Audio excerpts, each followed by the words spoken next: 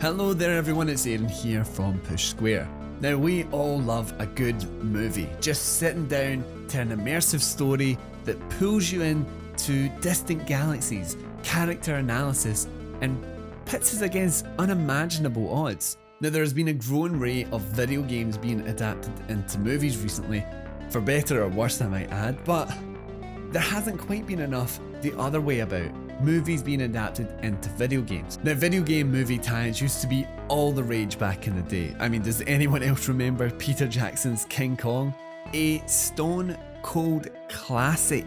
So with that, yeah, of course, it happens, it has happened, there are some examples still out there. However, in this day and age, 2022, it just doesn't happen enough. There is a well of untapped potential just waiting to get that video game treatment. And of course, that's what I'm here to talk about today. So in this video, I'm going to break down the 5 movies that I think just really need a video game adaptation. And with that, we're going to cover some of the genres, the mechanics, the structures that I think could work with these games, and not just that, some of the development studios that could cover them as well. So get that popcorn ready as we break down the top 5 movies that need to be adapted into video games. Christopher Nolan is no stranger to an epic head scratcher, and there are few better out there than Inception. The film that focuses on dreams within dreams is the perfect place for a control-styled third-person adventure that takes us on the ultimate mind heist. Now I mention Control because it managed to nail the shifting and warping environments with ease, and as players move deeper into the mindscape, dream after dream, a video game format could do some really wacky stuff, not just in terms of the environments and the enemies of which you face. For that I'm thinking an Uncharted style train chase ripping through central New York, but it can also mix up the mechanics of each level. Maybe one has lower gravity, another coming in and out of flooded areas, and the next a full-on Doctor Strange mirror dimension.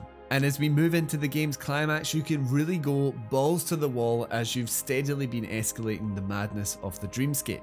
As Control is the big influence here, Remedy Entertainment is really the go-to, especially since it's been crafting up reality-altering titles for quite a long time as is. Now I know, we've had plenty of these in our time, but the asymmetric survival horror experience is just waiting to get the Halloween treatment. And how could it not? Michael Myers is the stomping, unstoppable force in horror that could make for a brilliant, butt-clenching game where you and your friends are absolutely brutalized one by one.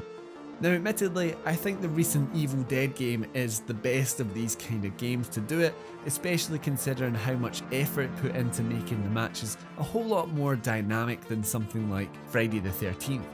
But therein lies the biggest issue with Halloween, is it's just set in a regular town in 70s and 80s America with no form of deadites in sight, so you have to add in new forms of mechanics.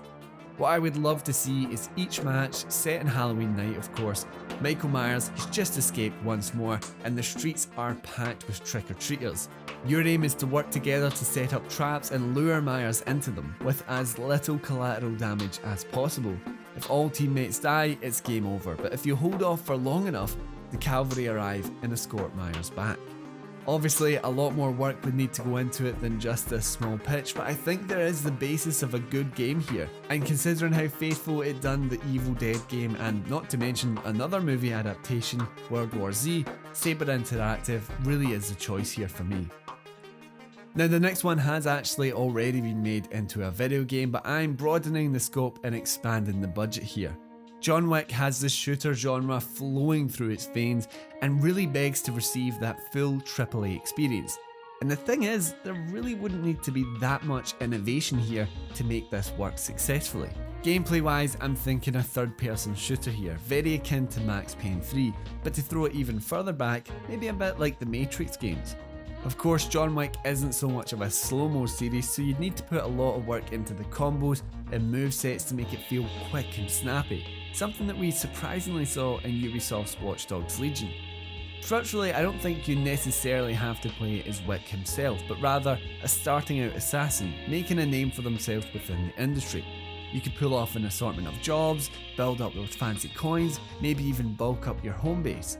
I don't think there's a need for multiplayer here, but a reputational scoreboard would be nice. One of the things though that I love about the John Wick series is how everyone seems to know everyone. So that really lends itself to the whole Nemesis system from the Shadow of Mordor games. Going from job to job, making allies and enemies could lead to some interesting encounters when you inevitably get in the bad books of the Continental. Imagine being on the run where your reputation and experience with other assassins influences how certain encounters go. I would say Rockstar could be the one for this as long as they kept that Max Payne style of gameplay over the really stilted Red Dead and GTA gameplay, but I'd also be willing to put faith in IO Interactive, who could put all those impressive details into the various mission locations. Okay, so The Lord of the Rings, it's one of my favourite pieces of media ever. And of course, there have been an assortment of video game titles from straight up tie-ins to the Shadow of Mordor series. However, I think all of them have really stopped short of the full-on open world RPG experience.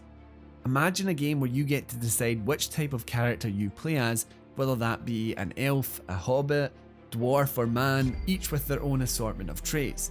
Then imagine being able to take those characters and just explore some of the most iconic settings within Middle-earth, like the Mines of Moria, the Misty Mountains, Rivendell, the streets of Minas Tirith or the Fields of Rohan. With a wealth of interesting settings and enemies to face, you can really place this story wherever you like. The main point is going to be exploring that fully realised version of Middle-earth from a grounded perspective as well, so combat would be a massive focus here with different types of orcs, Uruk-hai, trolls, ringwraiths and more to face off against.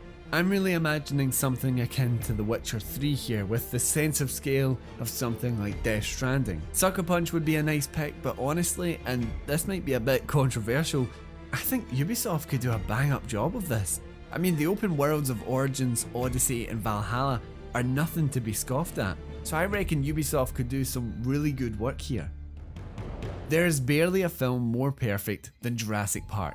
This '93 classic is iconic in every sense of the word, with awesome dinosaurs, fantastic sound design, a cracking score, great pacing and a tight-knit story. However, something so many people seem to forget, including the series itself apparently, is that Jurassic Park really has itself planted in the horror genre. And there we have the potential to mix up that dino DNA to make ourselves a first-person survival horror experience. Imagine a setup very similar to the film itself, with the park losing power at the hands of a corrupt IT guy. Then you need to traverse the park to slowly get the security systems back online. But of course, you're being watched, you're being stalked, you're being hunted by an assortment of hungry dinosaurs. This would be obviously a more linear single-player experience where you make your way through the various pens of the park, many of which were actually cut from the movie when adapting it from the book, so you can include the persistent T-Rex and the pterodactyl pen and much more. You would be very vulnerable in this game with weapons scarce and ammunition scarcer, but I would be tempted to go the Outlast route of just completely removing all weapons, so your only option is to run and hide. And with that being said, there isn't a better studio out there to take up this challenge than Creative Assembly, who proved its movie tie-in chops with Alien Isolation. You could even incorporate the unpredictable xenomorph tech into some of the dinosaurs like the raptors. And if you're wondering what the dinosaur game is that I've been shown over the top of this, it's a game called The Lost Wild, which was only revealed last week. It slipped me by because it's actually only releasing on PC, so here on PlayStation we're not going to get that. But it looks like a pretty close version of the pitch I was explaining out for a Jurassic Park game, but I thought it was worth including still. So those have been my picks for the top 5 movies that I think could do so well as video games. And of course, I'd love to know what other movies you think would work in the video game format, and maybe what you think of some of the suggestions I had. While you're here, remember to like the video and subscribe to the channel if you're on the lookout for more PlayStation based video content. And of course, thank you everyone for watching, and I'll see you next time.